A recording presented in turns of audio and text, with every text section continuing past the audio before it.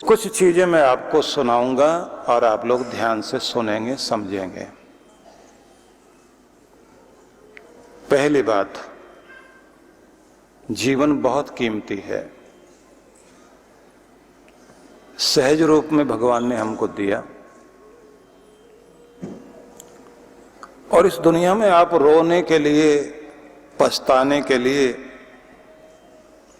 दुखी होकर जैसे कैसे जिंदगी बिताने के लिए नहीं आए। क्योंकि पशु पक्षी कीट पतंग जितनी भी और योनियां हैं वो तो मजबूर हैं, भोग योनि है, उन्हें भोग भोगना कर्मों का। मनुष्य तो उभय योनि है। उभय योनि मतलब पिछला भोगना भी है। हम अपने भाग्य को सुधार सकते हैं, बिगाड़ सकते हैं, अच्छा बना सकते हैं, आने वाले समय के लिए अपने भाग्य की रचना कर सकते हैं। हमारे पास भगवान ने क्षमता दी, योग्यता दी। हमारी कुछ समस्याएं ऐसी हैं कि हम कभी भी आज में नहीं जीते। हम आने वाले कल को ध्यान में रखकर जी रहे होते हैं, खाली बैठे होते हैं, पिछली बातें याद कर रहे होते हैं। जिंदगी ना तो कल में जो बीत गया उसमें थी, वो तो बीत गया। जिंदगी उसमें नहीं है। जिंदगी यादों में नहीं है जो आपके दिमाग में जुड़ी हुई है, और जिंदगी कल्पनाओं में भी नहीं है, मतलब भविष्य में भी नहीं है। फ्यूचर, कल ऐसा करेंगे वैसा करेंगे। जीवन तो चल रहा है उस क्षण में जो आप जी रहे हैं, प्रेजेंट टाइम। ये जो आपका इस समय का वर्तमान क्षण है, जीवन इसमें है। हम सोचते हैं कि मेरे ये काम हो जाएं तो फिर आने वाले दिनों में फिर मैं बहुत शांति से, आनंद से, खुशी से जिंदगी जीऊंगा। तो खुशी मनाने का कार्यक्रम हम कल पर छोड़ देते हैं, आने वाले कल के लिए। कल खुशी मनाएंगे, मेरे काम पूरे होने वाले, बस फिर तो खुश, आनंद, फिर कुछ भी नहीं, फिर तो परेशानियां खत्म हो गई, आनंद मनाएंगे। अब आप सोच के देखिए, काम तो पूरे होते रहते हैं पर आनंद मनाना जिंदगी में कितने लोगों के नसीब में आता है। एक समस्या खत्म हुई, दूसरी आ गई, दूसरी ठीक हुई, तीसरी आ गई। हम फिर कहते हैं नहीं ये तो ठीक हो गया, अब ये और हो जाए, फिर देखना, फिर तो मैं बहुत खुश हो जाऊंगा।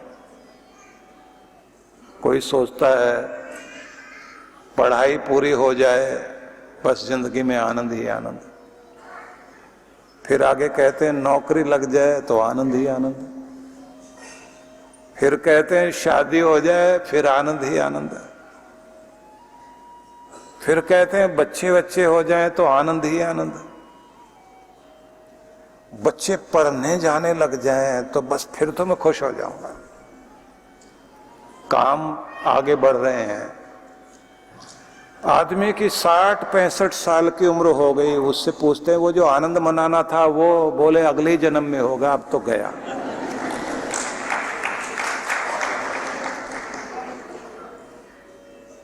तो आप दुनिया में रोने धोने के लिए नहीं आए, खुशी के लिए है। खुश रहना, आनंदित होना। मनुष्य को भगवान ने ये वरदान दिया, पशु पक्षी कीट पतंग को नहीं। हमारे पूरे शरीर में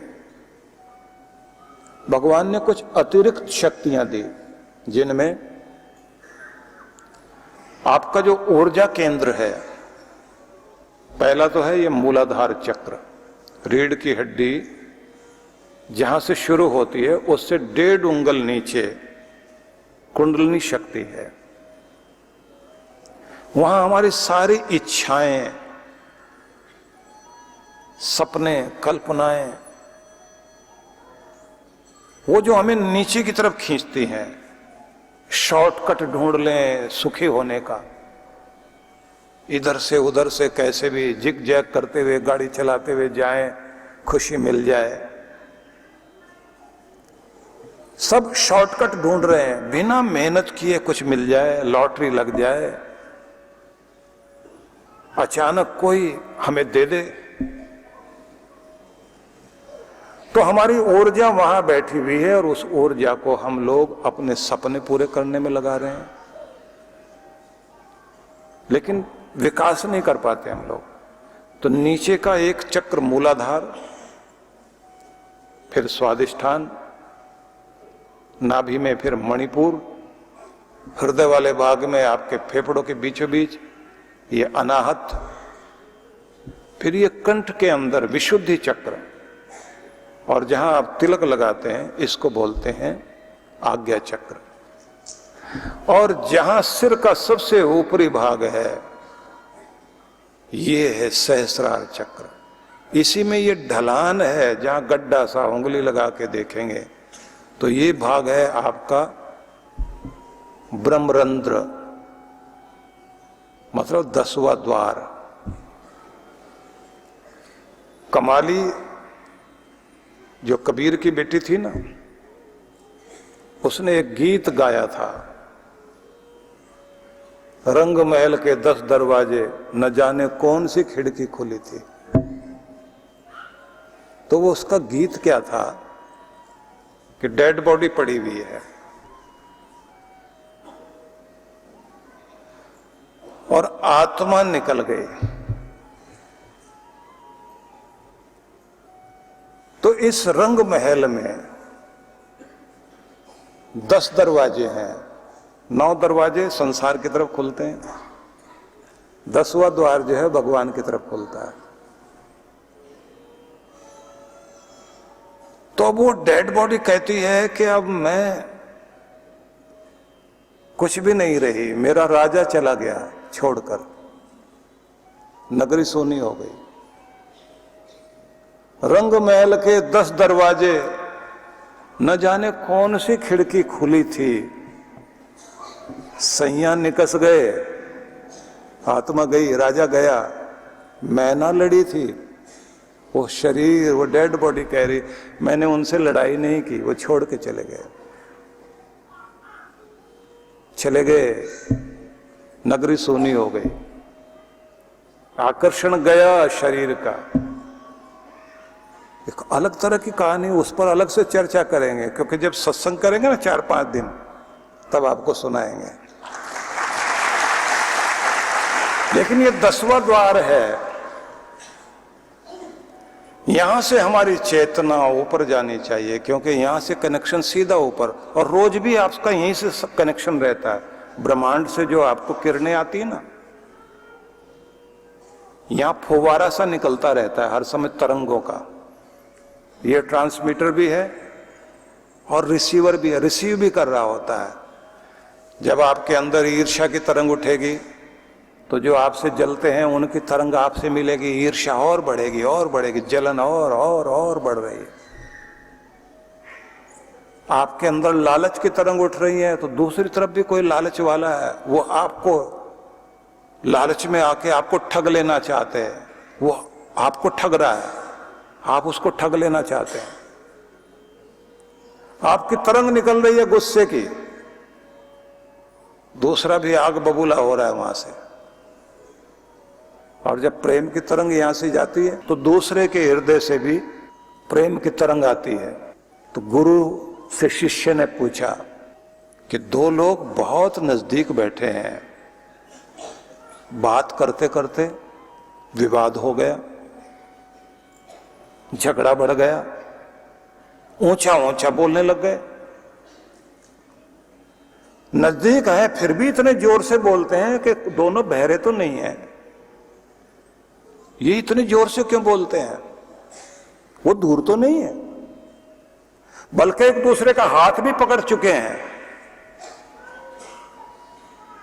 हाथ भर की दूरी है, इतने जोर से बोल रहे हैं कि पूरे मोहल्ले तक आवाज जा रही है। वो इतने जोर से क्यों बोलते हैं, ऊंचा क्यों बोलते हैं? वो तो बहुत नजदीक है। गुरु कहते हैं तुमने देखा ना, वो बाहर से नजदीक हैं, वो बात करते करते दोनों एक दूसरे से इतने दूर हो गए, अब दोनों को लगता है कि इसको समझाने के लिए और ऊंचा बोलना पड़ेगा, और ऊंचा बोलना पड़ेगा।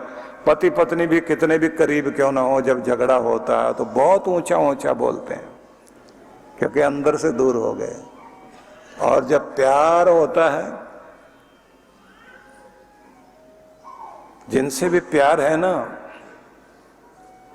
प्यार वाले लोग दोनों पास में भी बैठे इतना धीरे बोलते हैं फिर भी उनको सुनाई देता है।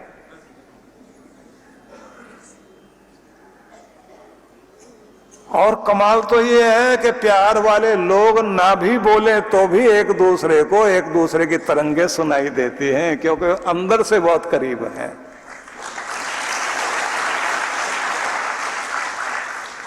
जब आप अंदर से तरंग भेजते हैं प्रेम की, दूर तक जाती हैं वो, उसको भी सुनाई देता है, आपको भी सुनाई देता है। और कभी कभी तो जिसे प्यार से याद कर रहे हो ना, आप किसी काम में लगे हुए और आप कहते हो अभी बस फोन करूंगा उसको, काम में लगे लगे आप भूल भी गए और इतनी देर में उसका फोन आ गया, और आप कहते हैं लंबी उम्र है, अभी याद ही कर रहा था तुम्हें। अब आप जो कहते हैं लंबी उम्र है, तो आपने तरंग भेजी, आपके यहां से काम हो रहा था, तरंग जा रही थी वहां, उसने रिसीव किया, अब उसने भी तरंग भेजनी शुरू की और फटाफट व्याकुल हो गया, बात करूं अभी। कभी कभी ऐसा भी होगा, आप कहोगे आज इससे मिलना है, मैं उससे बात करूंगा कि वो टाइम देर में मिलूं। सुबह सुबह इतने प्यार से ध्यान से आपने याद किया, फिर आप भूल गए। रास्ते में जाते जाते वही आदमी मिला आपको, और वो भी आपसे कहता है कि मैंने आपसे मिलना था और आज तो मैंने बहुत याद किया आपको। ये तो दुनिया में बात होती है, जब उस मालिक को भी ऐसे याद करोगे वो भी याद करेगा और मिलेगा आपको। तो आपके अंदर पूरे जितने भी ये चक्र हैं, ये 7 हैं, और भगवान ने दुनिया भी ऐसी बनाई। 7 दिन, 7 रंग, 7 सुर, संगीत के 7 सुर, 7 दीप, आसमान में 7 ऋषि, और 2 रिश्तों को एक साथ जोड़ने के लिए 7 फेरे, 7पदी, 7 नस्लें। ये 7 बहुत है। तो इन 7 दिनों में ही आपका जन्म हुआ, इसी में आपके काम बने, इन्हीं 7 दिनों में विदाई भी होगी। जिंदगी 7 दिनों के अंदर है, और दुनिया के सारे रंग 7 रंगों में भरे हुए हैं। और जितनी भी आवाजें हम निकालते हैं वो 7 सुरों में ही है। और मजा देखिए, इन चक्रों के अंदर अलग अलग तरह के रंगों के, अलग अलग पंखड़ियों के पुष्प की कल्पना की गई कि तुम्हारे अंदर भी फूल हैं। कोई 4 पंखड़ी का है, कोई 8 का है, कोई 12 का है, कोई 16 का है। सहस्त्रार चक्र तो हजारों हजारों पंखड़ियों वाला है। इसलिए आप फूल देना पसंद करते हैं, फूल लेना पसंद करते हैं। आप सजावट के लिए सबसे ज्यादा अगर किसी चीज को पसंद करते हैं तो फूल को, और कोमलता के लिए कहेंगे तो फूल जैसा। नाम में भी फूलों का नाम रखा जाता है। और फूलों के पास एक ही सबसे बड़ी बात है, वो इसलिए अच्छे लगते हैं, एक तो मुस्कुराते हुए दिखाई देते हैं, खिलखिलाते हुए दिखाई देते हैं। और मनुष्य ने ये सोच लिया कि अगर खिलना है फूलों की तरह, तो खिलने के लिए खेलना बहुत जरूरी है। तो अगर आप अपनी जिंदगी को खिलाना चाहते हो तो हर काम को खेल खेल में करना शुरू कर दीजिए, खिलना शुरू हो जाओगे। जो कर्म को खेल बनाएगा उसको जीना आएगा, और जो खेल कोई कर्म धंधा बनाएगा उसको खेल भी खिलने नहीं देगा। इसे खिलखिलाते रहो, खेलते रहो, खिलाते रहो और फूलों की तरह मुस्कुराते रहो, क्योंकि दुनिया में आनंद मनाने के लिए आए हो, रोने धोने के लिए नहीं, चिल्लाने के लिए नहीं, पछताने के लिए नहीं, शिकायत करने के लिए नहीं, माथा पीटने के लिए नहीं आए हो, आनंद मनाने के लिए आए हो। तो ये आनंद का मार्ग ही, आनंद की दिशा में ले जाने का पंथ ही गुरु का पंथ है। गुरु इसके लिए आपको दो चीजें दर्शाते हैं। पहली, प्रत्येक व्यक्ति को मस्तिष्क के दोनों भागों को संतुलित करना चाहिए और जागृत करना चाहिए। दोनों भाग का मतलब होता है आपका लॉजिकल ब्रेन, इमोशनल ब्रेन, दोनों का बैलेंस चाहिए। आपको हार्दिक भी होना है, आपको तार्किक भी होना है, बुद्धि के साथ भी जीना है, विवेक के साथ भी जीना है और हृदय के प्रेम के साथ भी जीना है। दोनों का मेल चाहिए। दोनों का मेल जब होता है तो आपको फिर जीना आता है। तो एक लोग तो वो होते हैं जो बहुत तार्किक होते हैं, बहुत लॉजिक ढूंढेंगे, सवाल करेंगे, बाल के खाल निकालेंगे, हर चीज को लॉजिक, कारण और कार्य के सिद्धांत पर ढूंढते हैं और देखते हैं। वो साइंस को ध्यान में रखते हैं, वो फिलॉसफी को ध्यान में रखते हैं, वो प्रिंसिपल को ध्यान में रखकर चलते हैं, सिद्धांत ढूंढते हैं, नियम ढूंढते हैं और ये कहते हैं कि दिमाग की बात करो, कल्पना की बात नहीं। तो एक तरह के लोग वे हैं। दूसरे वे लोग हैं जो बहुत ही हार्दिक लोग हैं, हृदय संबंधी बातें करते हैं, कल्पना की बातें, सपनों की बातें, कविता कहानी की बातें, गीत संगीत की बातें, नाचने गाने की बातें, कला की बातें।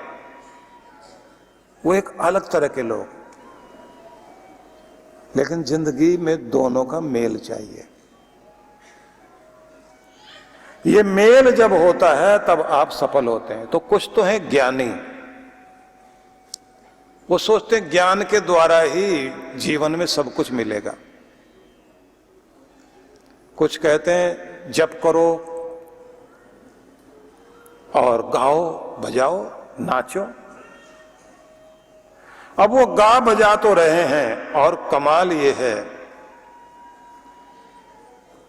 कि उन लोगों ने अपने अंदर नशा तो पैदा कर लिया,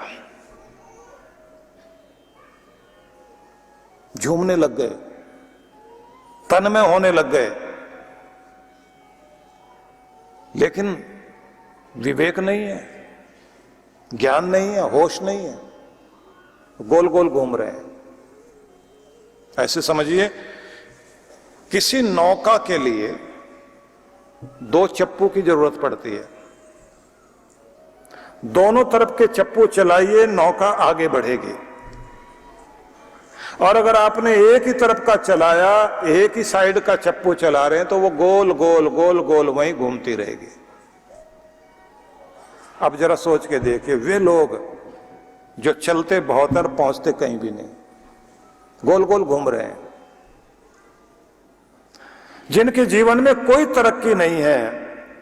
तरक्की से मतलब खुशी नहीं, आनंद नहीं, प्रसन्नता नहीं, प्रेम नहीं। वो अधूरे लोग जो गोल गोल घूम रहे हैं, वो एक साइड का चप्पू चला रहे हैं। वो एक पंख के पक्षी हैं। एक पंख का पक्षी उड़ने की कोशिश करता है, जमीन पर गिरता है बार बार। आपको दोनों का मेल बैठाना है। शिव पुराण में 5 शिव धर्म कहे हैं, मतलब भगवान के प्यारों के लिए 5 प्रकार के धर्म निभाने के लिए आदेश है,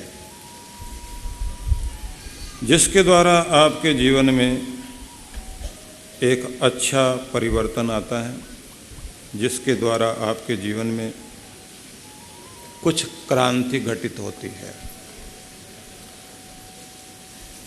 उन 5 कर्तव्यों को, 5 शिव धर्म, पंच कर्तव्य, उन्हें हम सबसे पहले जानें। तपः कर्म जपो ध्यानम ज्ञानम चेति समासतः, ये पंच कर्म है। इन्हें धर्म कहा गया, ये कर्तव्य कहलाते हैं। तो सर्वप्रथम तप है, तपस्या करनी चाहिए। शिव का स्वरूप ही तप वाला स्वरूप है। तप के बिना किसी के जीवन में भी कोई निखार नहीं आता। कच्ची ईंटें, उनसे बना हुआ मकान चिरस्थायी नहीं होता, लेकिन यदि उन्हीं ईंटों को आग में पका दिया जाए, तपा दिया जाए, तो फिर वो ईंटें इतनी मजबूत हो जाती हैं कि उन ईंटों से बना हुआ मकान सैकड़ों वर्षों तक टिकता है। आपने देखा होगा फौजियों को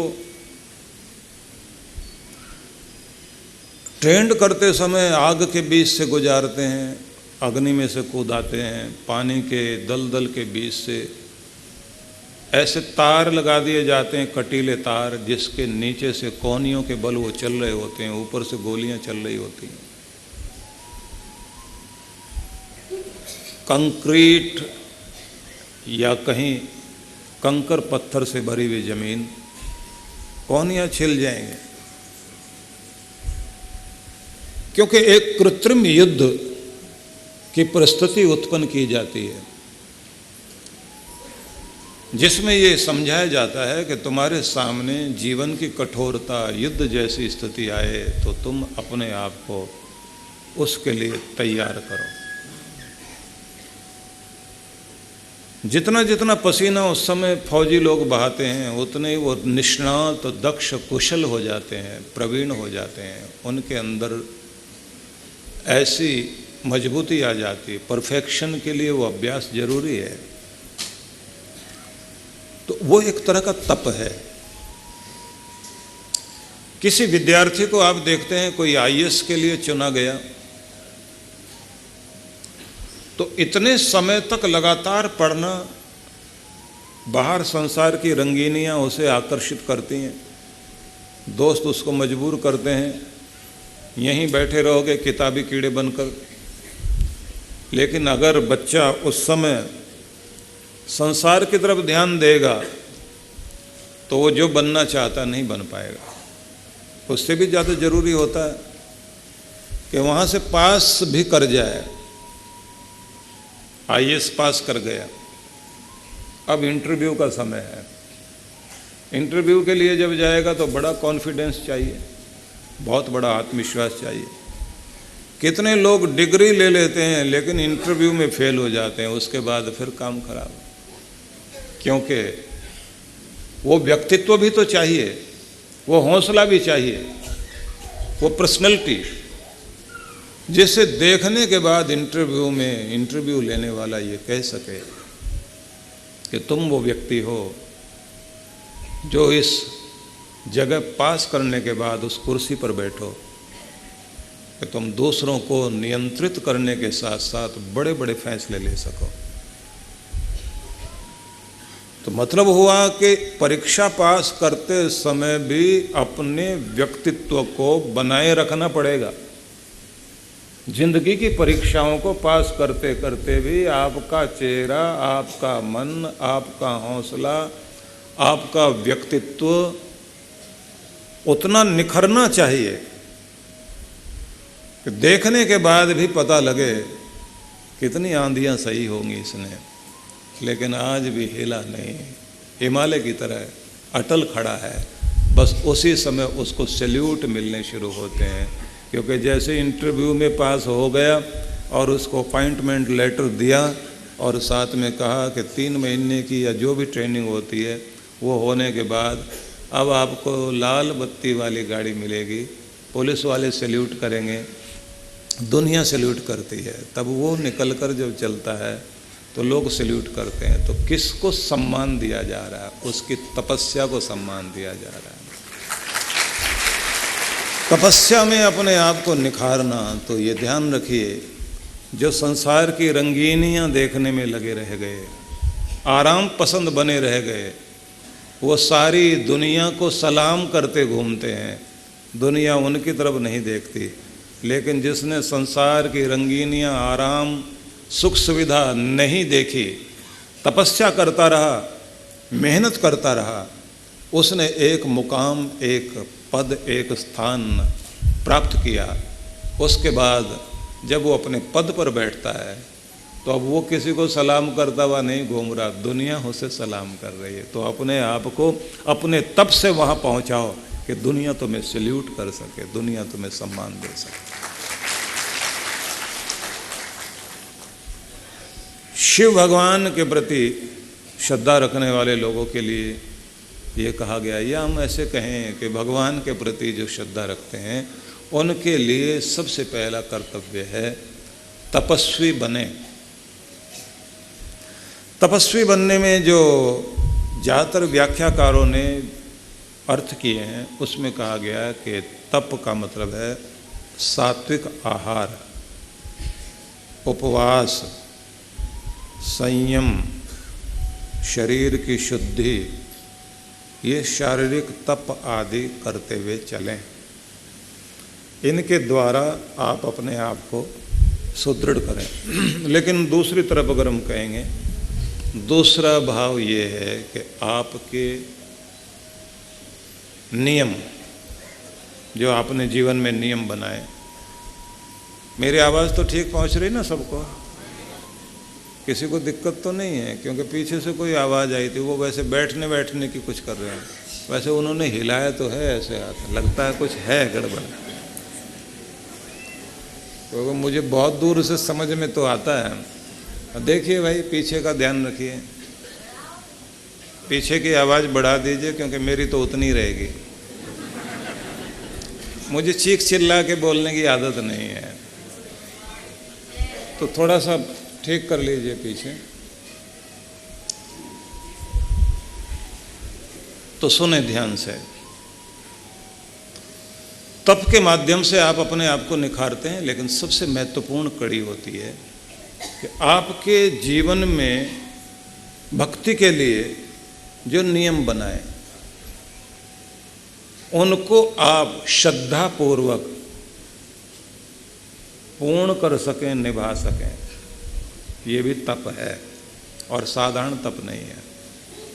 यहाँ तक कि अगर बुखार भी हो, उठकर जाकर मंदिर नहीं पहुँच सकते और नियम निभाना है, तो अपने बिस्तर पर अगर तकिए का सहारा लगाकर आप आंखें बंद करके मानसिक रूप से भगवान शिव को जल चढ़ा दें, तो आपकी पूजा वहाँ तक पहुँचेगी। नहीं बैठ पाते तो लेटे लेटे ही मन से अपने मन को, मनीराम को वहाँ जाने दीजिए। मन तो जा सकता है ना, तो वहीं से कहो, तन तो नहीं जा पा रहा, लेकिन मेरे मन की तरंगे प्रभु तुम्हें प्रणाम कर रही हैं और मैं यहीं से आपको अपने पुष्प जलधारा अर्पित करता हूँ। और फिर अनुभव करना कि आप वहीं शिवालय में बैठे हैं। आदि शंकराचार्य ने अद्भुत ढंग से मानसिक पूजा के विषय में व्याख्या की, जिसमें एक महत्वपूर्ण बिंदु है कि जो आप पूजा करते हैं उस पूजा में हाथ से करके आए उसका अपना लाभ है, लेकिन मानसिक पूजा 10 गुना ज़्यादा लाभ देती है। लेकिन मानसिक पूजा, मानसोपचार साधारण चीज नहीं है, उसकी भी विधि है, उसका भी एक तरीका है। उस पूरे उपाय को अगर आप अपनाते हैं तो आप यहीं बैठे बैठे पहुंच सकते हैं केदारनाथ। तो केदार घाटी में पर्वत शिखरों में जहाँ बर्फीले पहाड़ हैं, चारों तरफ से घिरा हुआ वो स्थान, जलधारा बहती हुई नदी नीचे की तरफ आ रही है, 3 तरफ पर्वत आसमान को छू रहे हैं। आपको अनुभव होता है कि मैं उस स्थान में हूँ जहाँ ये पृथ्वी और आकाश दोनों का मिलन हो रहा है। हालांकि पृथ्वी का वो भाग जहाँ से चलते चलते हम लोग कैलाश मानसरोवर जाते हैं ना, तो 22,000 फुट ऊंची चोटी जहाँ पर दिखाई देता है, बादल भी नीचे रह गए। लगता है जैसे आसमान झुक गया है। तो कैलाश मानसरोवर में जब आप पहुंचते हैं, मानसरोवर झील अलग दिखाई दे रही और कैलाश ऊपर की ओर, तो जब आप वहाँ खड़े होते हैं तो अनुभव में आता है कि मेरे पांव जमीन पर हैं लेकिन मेरा सिर शिखरों को छू रहा है, मतलब आसमान तक मेरा ध्यान जा रहा है। ये वो स्थान है जहाँ से पृथ्वी का मध्य भाग, जहाँ से पृथ्वी और आसमान एक हो रहे हैं और बीच में भगवान शिव की कृपा विराजमान है। तो यहाँ मैं खड़ा हुआ हूँ, तो कभी कभी वहाँ तक पहुँच सकें शरीर से तो बहुत अच्छा, लेकिन एक बार पहुँच के आ गए, या फिर आपने कोई फिल्म देखी तो फिल्म के माध्यम से ही चल कर के पहुँच जाओ। मानसिक रूप से आप उस सरोवर में स्नान करके आइए। और एक मज़े की बात होगी, अगर आप वहाँ अनुभूति करते हैं कि कितनी ठंडी हवा, कितना बर्फ़, तो आपको सीरन महसूस होने लग जाएगी। आपको महसूस होने लगेगा कि आप जहाँ बैठे हुए हैं आप वहाँ नहीं हैं, आप पहुँच गए हैं कैलाश में, या केदारनाथ आप गए हैं। तो केदारनाथ मानसिक रूप से जब आप पहुँच जाते हैं तो आपको लगता है कि पर्वतों के मध्य में घिरा हुआ ये स्थान, कहाँ मेरे प्रभु ने आकर डेरा लगाया, वहाँ तक आज मैं भी पहुँच गया हूँ। यहाँ मनुष्य के पाँव या मेरे कुल के व्यक्ति के पाँव नहीं पहुँचे हैं, बल्कि ये समझिए एक भक्त अपनी प्रार्थना के पुष्प लेकर भगवान के दर तक पहुँच गए हैं। तो वहाँ जैसे ही आप पहुँचे, मानसिक रूप से पहुँचिए, तो क्या कहना है, प्रभु सबसे पहले तो मेरे पूर्वजों का प्रणाम स्वीकार करो, जिनका प्रतिनिधि बनकर के मैं आज तेरे दर पर यहाँ पहुँच गया हूँ। और धन्यवाद करता हूँ, मेरे पूर्वजों का ही कोई संस्कार रहा होगा जो मैं सारे काम छोड़कर यहाँ तक आया। मेरे गुरु की कृपा रही होगी जिसने मेरे अंदर ये तरंग पैदा किए कि मुझे यहाँ आना है, तो मैं आ गया। मैं इस सारी दुनिया को बहका लेता हूँ, लेकिन आज तो मैं तेरे भाव में बह करके यहाँ पहुँच गया हूँ। अब भगवान मुझे बहका कर मत छोड़ना, अब ऐसा कर दो कि मैं तेरा ही हो जाऊँ, तेरा ध्यान करते करते संसार को भी निभाऊँ, संसार के भी कर्तव्य करता रहूँ। तो बिल्कुल भाव भावना पूरी ऐसी बना लेनी चाहिए, भले ही आप अपने घर के मंदिर में बैठे लेकिन मानसिक रूप से आप पहुंचिए मां। तो कभी कभी आपका शरीर साथ नहीं देगा, लेकिन मन को ऐसा बनाओ वो साथ दे। होता उल्टा है, हमारा शरीर तो साथ दे रहा होता है पर हमारा मन साथ नहीं देता। मन कहता छोड़ो भी, ऐसे क्या भक्त बनेंगे, पूरी दुनिया देख ली हमने, कोई इतनी भक्ति नहीं करता। और आजकल तो जोशी लोग कहने लग जाते हैं भक्ति ज़्यादा हो गई भैया, ये छोड़ दो नहीं तो फल नहीं मिलेंगे तुम्हें। तो आदमी सोचता है लगता हमने कुछ ज़्यादा कर ली है। भक्ति जितनी भी करोगे कम है। मैंने कहा था ना कि रैदास ने गाया था, बहुत जन्म बिछड़े हो माधव, ये जन्म तुम्हारे लेके, न जाने कितने जन्म पहले मैं तुमसे बिछड़ गया था, अब तेरी याद इस जन्म में आई है तो अब ये जीवन मेरा नहीं तेरा हो गया, अब तुम तेरा हो गया, अब तेरे लिए जीऊंगा। थोड़ा थोड़ा आप आगे आ जाइए। कुछ लोग प्रेम से आना चाहते हैं तो उनको जगह नहीं मिल पा रही है। जो आगे बैठे हैं वो तो ठीक बैठे हैं, क्योंकि इससे आगे जो है ना, जो पीछे वाले हैं वो थोड़े थोड़े सरक जाएं ईमानदारी से। कब कुछ कुछ लोग एक दूसरे को देख रहे हैं, गर्मी पहले इतनी हो रही है और क्या करोगे, थोड़ा थोड़ा सरक जाइए।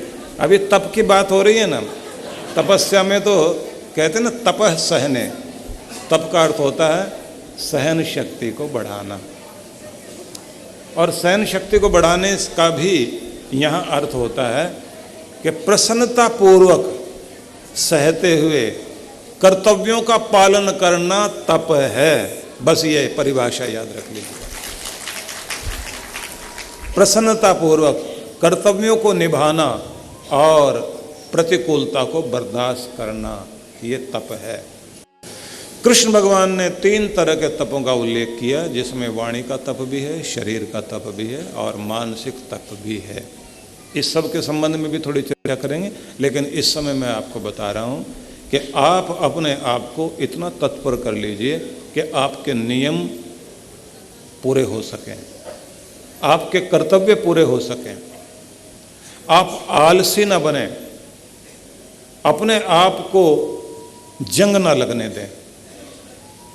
किसी लोहे में जो लगा हुआ जंग होता है ना, वो लोहे को खा जाता है। आप जानते हैं बहुत सारे गुनाहों में आलस्य को भी एक गुनाह माना गया, लापरवाही को भी एक पाप माना गया।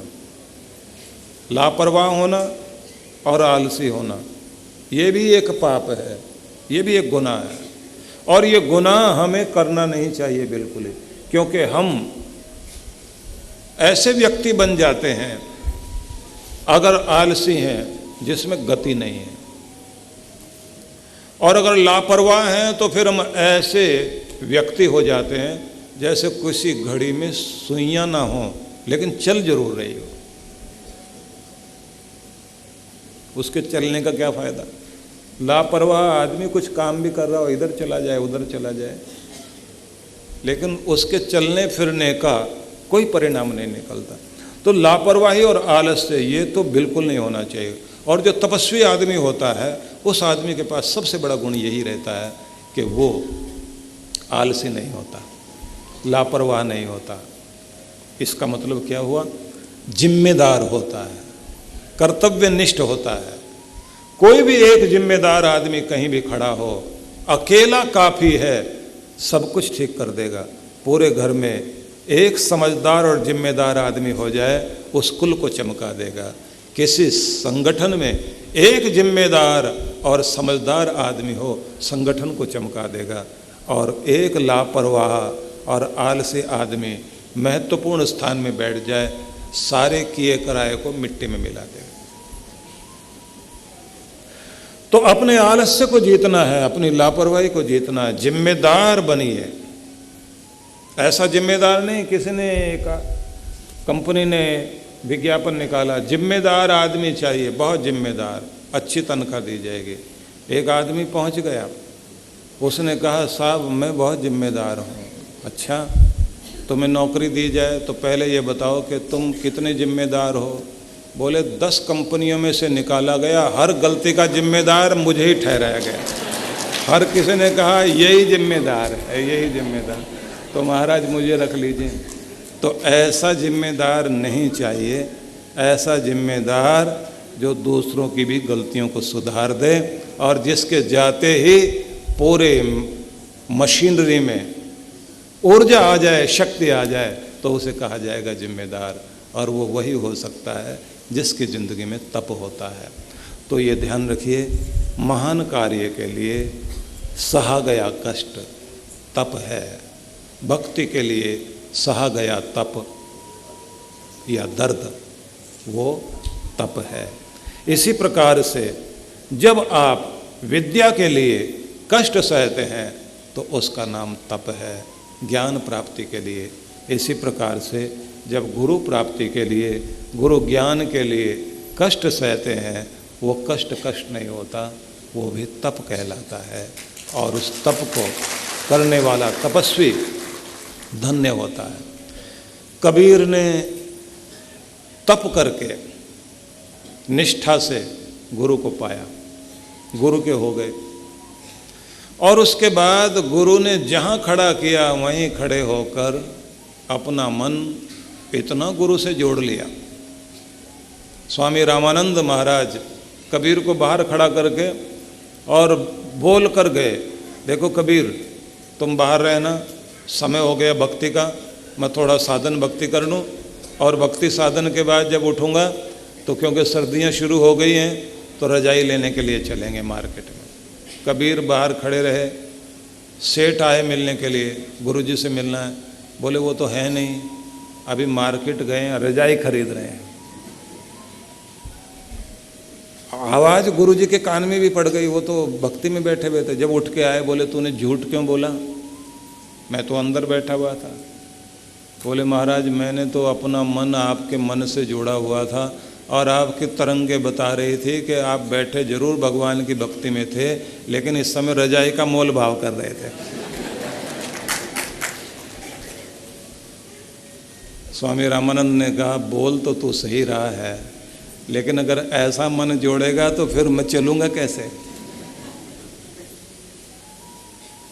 कबीर ने कहा मैं क्या करूँ, मैं तो अब तुम्हारा हो गया, अब मेरा मन मेरा नहीं रहा, मैं तो अपने गुरु का हो गया।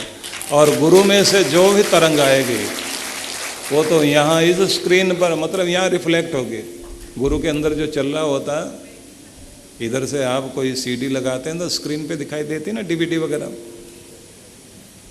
तो गुरु के अंदर चलती हुई भाव तरंगें आपके जीवन में भी चमत्कृत हो जाए, ऐसी तपस्या के द्वारा अपने आप को गुरु के भक्त बनकर शरणागति प्राप्त करें तो कल्याण होता है। इतनी श्रद्धा होनी चाहिए, हुक्म हुआ कहीं भी कि पहुंचना है, बस सब काम छोड़े और पहुंच गए। क्योंकि मानना किसको है, सिर्फ गुरु को, सुनना किसको है, गुरु को, पहुंचना कहाँ है, गुरु की शरण में। तो जब हम इस तरह से तप करते हैं तो ये गुरु भक्ति अद्भुत कार्य करती है। और इसी का परिणाम होता है, जैसे बुद्ध का एक शिष्य सारिपुत्त, सारिपुत्त इतना श्रद्धालु, जब उसे बुद्ध की शरण मिली तो बुद्ध की शरण में रहता है। उसने कहा था कि मैं बहुत सारी जिज्ञासा लेकर आया हूँ, उनका समाधान कैसे होगा। तो बुद्ध ने कहा जिज्ञासा लेकर आए हो, मन में प्रश्न उठाना, मुंह से नहीं बोलना, रहना यहीं, सब शांत हो जाएगा, अपने आप शांत हो जाएगा। और उसके बाद ये हुआ, कुछ अरसे के बाद, कुछ अवधि के बाद घटा ये कि सारिपुत्त की सारी शंकाओं का समाधान हो गया। और शंकाओं का समाधान हुआ तो थोड़े समय के बाद देखने में आया कि बुद्ध में जो कुछ बहता था, वो ज्ञान धारा, वही सब बहनी शुरू हो गई सारिपुत्त में। और जब वैसी सुगंध आने लग गई, वैसी भावधारा आने लगी, परिणाम क्या हुआ बुद्ध ने देख लिया कि अब सुगंध आने लग गई है। पूछा, कुछ प्रश्न बाकी हैं, जो पूछना है पूछ लो। उसने कहा, प्रभु अब पूछने की बात बची नहीं है, अब तो अपने आप को आपके प्रति समर्पित कर दिया। और जैसे ही वो घटना घटी तो बुद्ध ने कहा, फिर यहाँ से उठो और जाओ, और जाकर के पूरे संसार में जो पाया है उसे बांटना शुरू कर दो। तो सारिपुत्र चला और दूर गांव में जाकर उसने कहा, जानते हो, अमृत का कूप मेरा सदगुरु है, उसके कुछ जल धाराओं को लेकर मैं यहां पहुंच गया हूं, तो मैं खबरदार करने के लिए कि कहां भटक रहे हो, मेरे सदगुरु के वचनों को सुनो, तुम्हारा कल्याण हो जाएगा। उसने ज्ञान जो गुरु से पाया था वो देना शुरू किया